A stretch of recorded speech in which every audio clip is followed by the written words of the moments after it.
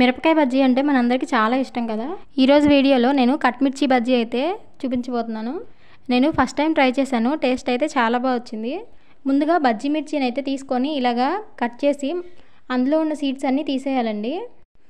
బజ్జీలు వేసుకోవడానికి ఇలాంటి మిర్చినే తీసుకోండి. ఇవి కారం అయితే తక్కువ ఉంటాయి. ఇలా మిర్చి అన్ని కట్ చేసుకున్న తర్వాత దీనిలోకి స్టఫింగ్ అయితే రెడీ చేసుకుందాం. ఇక్కడ నేను ఆలూతో అయితే స్టఫింగ్ తయారు చేస్తున్నాను. ముందుగా ఉడికించుకున్న ఆలూని ఇలా మ్యాష్ చేసుకొని అందులో ఉప్పు, కారం, పసుపు, ఇలాగే ఆమ్చూర్ పౌడర్ వేసేసేయండి.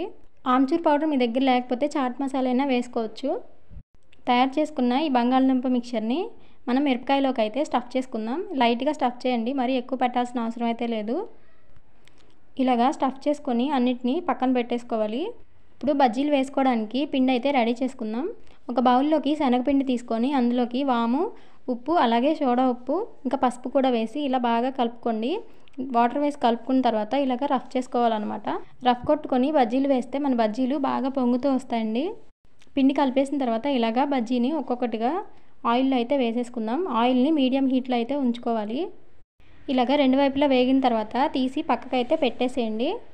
ఇప్పుడు ఈ బజ్జీలన్నీ మనము కట్ చేసుకుందామండి. ఇలాగ వీడియోలో చూపిస్తున్న విధంగా ఇలా కొంచెం లావుగా అయితే కట్ చేసుకొని ఈ కట్ చేసుకున్న వాటిని మళ్ళీ ఒకసారి ఆయిల్లో అయితే ఫ్రై చేసుకుంటే మన కట్ మిర్చి అనేది రెడీ అయిపోతుందండి.